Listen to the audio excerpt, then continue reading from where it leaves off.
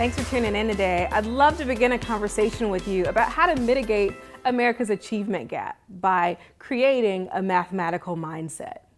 But before we get started, first, we have to define what the achievement gap is. The achievement gap is defined as any persistent disparity in academic performance between different groups of students, or the unequal distribution of educational results.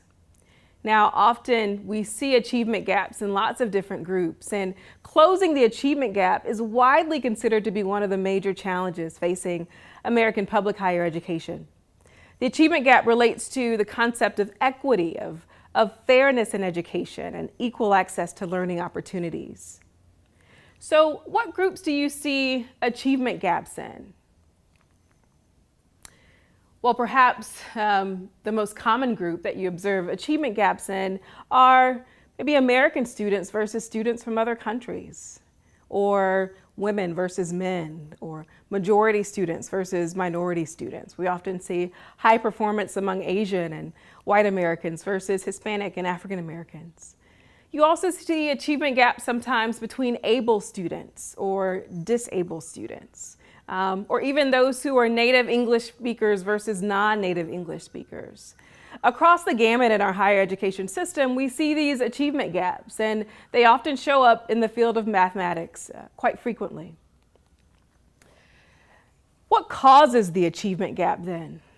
So we see these differences among our students. What do we think the root cause is? Well, believe it or not, the number one issue is poverty in America. Is highly correlated with performance of low-performing and high-performing groups. Secondly, often minority status causes that, maybe stereotype threat or ethnic biases. We also see causes that relate to ineffective teaching and low-quality schools, many of these that tend to be located maybe in the inner city versus suburban schools. There's also a disproportionate representation of minority students in some of the poorest performing schools. So this also leads to achievement gaps that we see in our country. In 2012, there was a study called Generation STEM, and it asked, what do girls say about science, technology, engineering, and mathematics? And in particular, it wanted to know, why is it that girls don't go into these fields? Well, the first thing they said was that teenage girls often don't feel welcome in STEM classrooms and in the mathematics classroom.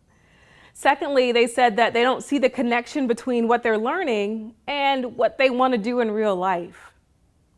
And the third reason why they didn't go into mathematics or STEM was because they don't have role models. They don't have teachers that look like them or see people pursuing engineering and mathematics and computer science that look like them. So what are some things that we can begin to do to address this problem in our country? Well, we can resolve the achievement gap, I believe, by developing a mathematical mindset.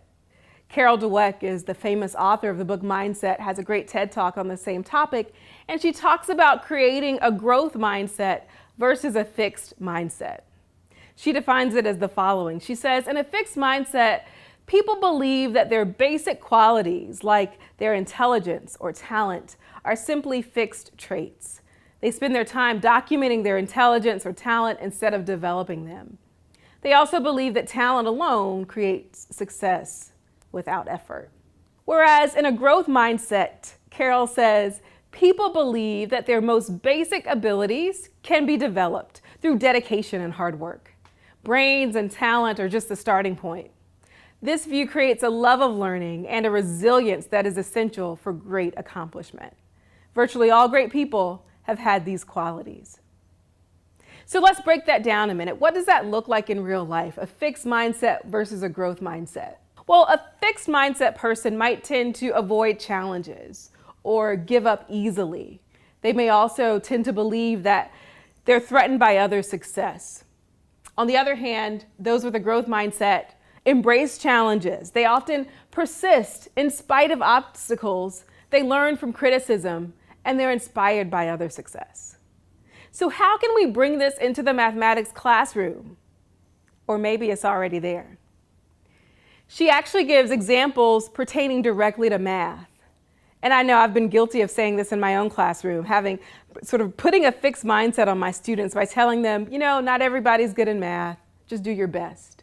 Or, you know what, that's okay, maybe math just isn't one of your strong suits.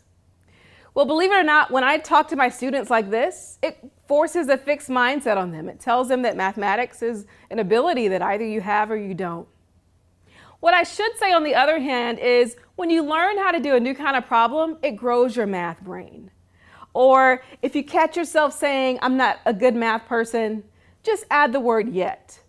Or if you catch yourself saying, I'm not a math person, just add the word yet at the end of that sentence. I'm not a math person yet. Other ways that we can resolve the achievement gap is by communicating high expectations with support. She gives examples of what we as educators can actually say in the classroom. Things like, this is challenging but rewarding. Or, as you learn this, mistakes are expected. Let's make mistakes together.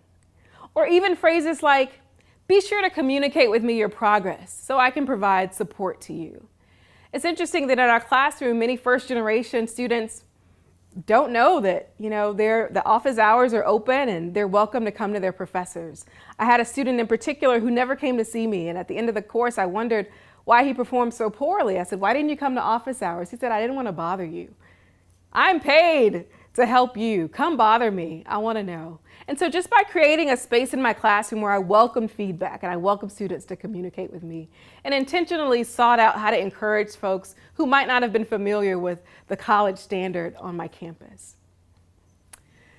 Clifford Adelman from the U.S. Department of Education did a study in 1999 where he looked at previous data of high school students, and he looked at each of their subjects to see how their subjects were correlated with their success in college, whether they finished college with any degree.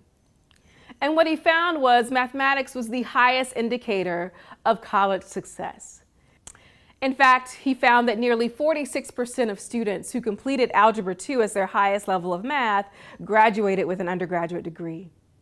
When you look at fields like trigonometry, he saw that almost 65% of those students graduated with a bachelor's degree, and 82% of students that took calculus graduated with a bachelor's degree. So why is that? Why is it just correlated with math? Why not English or physics or any other subject? Why is it that the highest level of math indicated whether you got a degree as an undergraduate student in any subject? Well, I argue that success in mathematics inherently forces you to have a growth mindset. It forces you to embrace those challenges. The more that we can encourage students to pursue mathematics, the more we can invite them to the mathematical table, that we can challenge them, but encourage them and let them know that those challenges are really growing their brain, the better they become overall, the more successful they are in any subject that they choose to pursue. So what can you do? Well, when we think about creating a growth mindset in folks that we interact with, one thing that we can do is what I call random acts of verbal encouragement. By verbally encouraging students to pursue more mathematics, to take challenging courses, but also to support them, we can actually increase student retention and decrease the achievement gap. You can be the one who makes a difference in the life of a student. Thank you.